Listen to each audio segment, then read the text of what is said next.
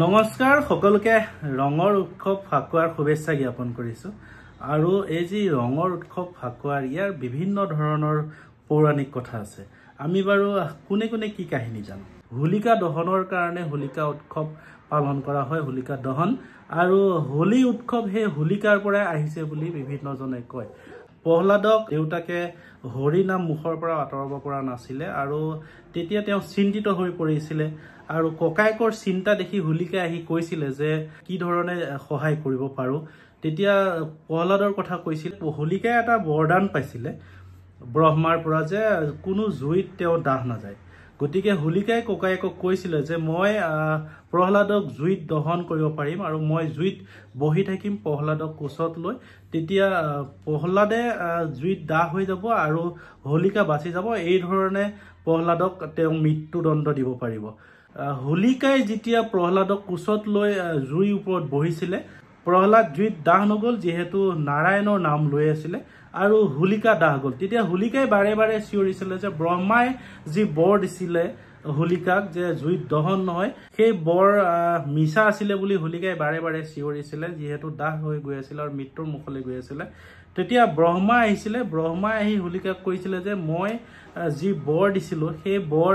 আত্মৰক্ষাৰ কাৰণে দিছিলো আৰু সৎ কামত লগাবলৈ দিছিলো গতিকে হোলিকাই যেহেতু এটা নিষ্পাপ শিশুক মৃত্যু দিবলৈ সেই বৰ প্ৰয়োগ কৰিছিলে গতিকে সেই বৰ কামত দিয়া নাছিলে গতিকে হোলিকাৰ মৃত্যু হৈছিল হোলিকা দহনৰ কাৰণে হোলিকা উৎসৱ পালন কৰা হয় হোলিকা দহন আৰু হোলি উৎসৱ হে হোলিকাৰ পৰা আহিছে বুলি বিভিন্ন জনে কয় আৰু এটা কাহিনী আছে পুতনাক বধ কৰি যেতিয়া গোকুলৰ শিশুসকলক বচাইছিলে শ্ৰীকৃষ্ণই আৰু গোকুলৰ গোটেই গোকুলবাসীক বচাইছিলে গতিকে সেই আনন্দতে সেইদিনা আছিলে পূৰ্ণিমা আৰু সেই ফাগুনৰ পূৰ্ণিমা দিনাখনেই সেই আনন্দ কৰাৰ কাৰণে গোকুলত গতিকে ফাকুৱা উৎসৱ বা হোলী উৎসৱ পালন কৰা হয় বুলি কোৱা হয় আনহাতে আৰু এটা কাহিনী আছে সেই কাহিনীটো এই ধৰণে কৈছে যে যেতিয়া শ্ৰীকৃষ্ণই ঘনুচাৰ ঘৰলৈ গৈছিলে যেতিয়া ঘনুচা যেহেতু শ্ৰীকৃষ্ণৰ দ্বিতীয় পত্নী আছিলে ঘনুচাৰ ঘৰলৈ যেতিয়া শ্ৰীকৃষ্ণ গৈছিলে তেতিয়া ঘনুচাৰ ঘৰলৈ গৈ শ্ৰীকৃষ্ণ 7 দিন মানৰ কাৰণে ঘূৰি অহা নাছিলে আৰু যেতিয়া 7 দিনৰ মূৰত যেতিয়া শ্ৰীকৃষ্ণ ঘূৰি আহিছিলে তেতিয়া প্ৰজাসকলে সেই আনন্দত তেওঁলোকে উৎসৱ পালন কৰিছিলে আৰু সেই উৎসৱত হোলী উৎসৱ বুলি কোৱা হয় যেতিয়া তেওঁ ঘূৰি আহিছিলে লক্ষীয়ে তেতিয়া দুৱাৰ বন্ধ কৰি ৰাখিছিলে সোমাব দিয়া নাছিলে আৰু বৰ্তমান বট্টদুৱা বা অন্য সত্ৰ নগৰীবিলাকত যি উৎসৱ উদযাপন কৰে তাত যেতিয়া দৌল ঘূৰাই আনে বা দৌল আনাৰ সময়ত যেতিয়া মূল যি নামঘৰত প্ৰৱেশ কৰিব সময়ত সেই দুৱাৰ বন্ধ কৰি ৰাখি যি ধৰণে লক্ষীয়ে শ্ৰীকৃষ্ণক দুৱাৰ বন্ধ কৰি ৰাখিছিলে সেই ধৰণে কিন্তু দুৱাৰ বন্ধ কৰা এটা পৰম্পৰা চলি আহিছে এই ধৰণে বিভিন্ন ধৰণে কিছু পৌৰাণিক কাহিনী আছে আৰু সেই কাহিনীবোৰৰ পৰাই হোলী উৎসৱ পালন কৰা হয় আৰু আমাৰ যি অসমলৈ পোন প্ৰথমবাৰৰ বাবে হোলী উৎসৱ মহাপুৰুষ শ্ৰীমন্ত শংকৰদেৱে আনিছিলে পাতেকীবাৰীত এই উৎসৱ পালন কৰিছিলে আমাৰ যি বৰপেটা দৌল মন্দিৰ আছে সেই বৰপেটা দৌল মন্দিৰত প্ৰথমবাৰৰ বাবে মদন দাস বুঢ়া আটাই প্ৰথমবাৰৰ বাবে দৌল উৎসৱ উদযাপন কৰিছিল আৰু বৰ্তমান অসমত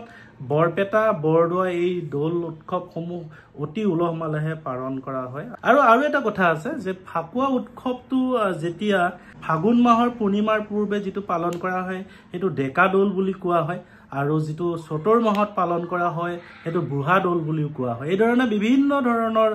কাহিনী পোৱা যায় আৰু হোলীৰ লগত জড়িত বিভিন্ন ধৰণৰ হোলী গীত পৰিৱেশন কৰা হয় হোলী গীতসমূহ বিশেষকৈ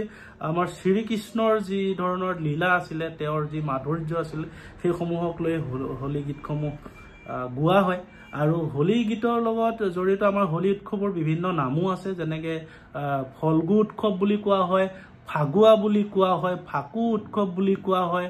বা মদনু উৎসৱ বুলি কোৱা হয়। এই ধৰণৰ বিভিন্ন উৎসৱৰ